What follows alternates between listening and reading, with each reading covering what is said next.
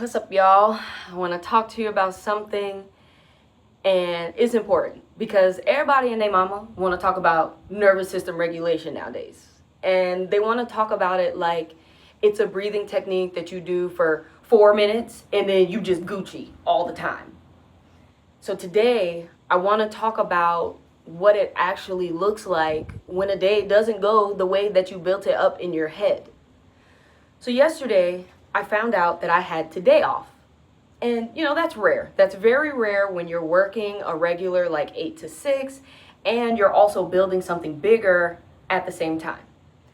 So naturally, I got excited, right? And the kind of excited where I kind of went overboard. I started planning the entire day, right?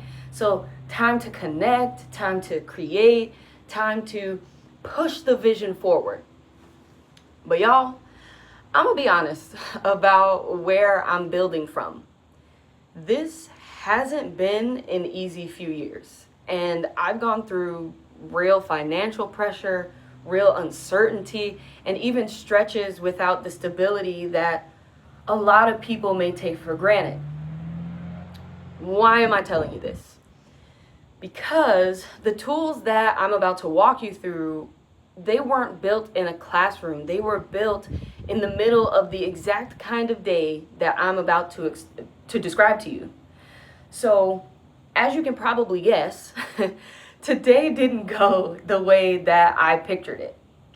I had some real high expectations for this day off. And somewhere in the middle of it, I had to find myself in it. And I found myself actually calm, not performing calm, but actually working through to find it.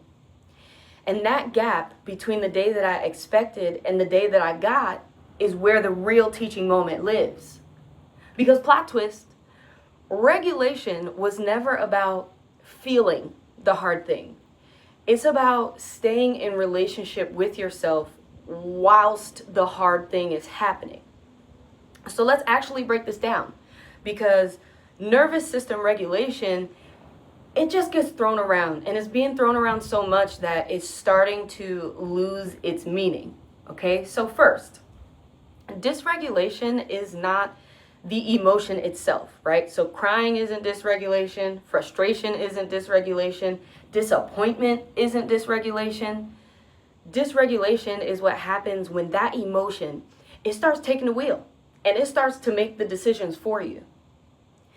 So the feeling, it shows up either way, right? The question becomes, do you drive it or does it have the steering wheel? Okay, so second, high expectation days are actually nervous system tests. When you build a day up in your head, whether that be a day off, a launch, a big conversation, you're not just planning the logistics. You are setting an emotional bar. And the further that reality drifts from that bar, the more your body is going to react. That is literally physiology. So the skill is knowing that it's coming and having a practice ready to go before the gap opens up and not after the gap.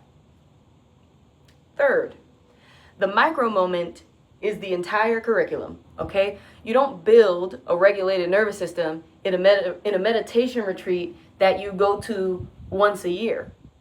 You build it in the 2-minute window when your day goes sideways, okay? When you notice that your chest starts tightening or your thoughts start racing or you just maybe you want to shut down fully, that 2-minute window, repeatedly, over months, over years.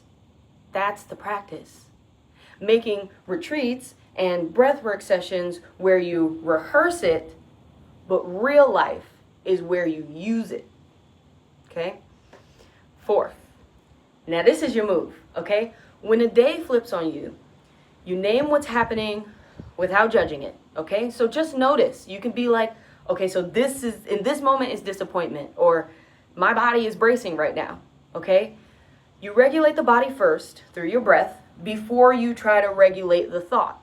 And only then do you make a decision about what happens next. A thought first tends to spiral, but breath first tends to settle you. And that order, y'all, it matters a lot more than you may realize. Moving into the fifth thing. So do this in front of other people, or even admitting it to yourself in a video like this one. So this is not a contradiction of the work. It is the work, and it makes it very visible, okay? The version of me that's been doing this practice for years still has days like today. But the difference isn't that the hard days stopped.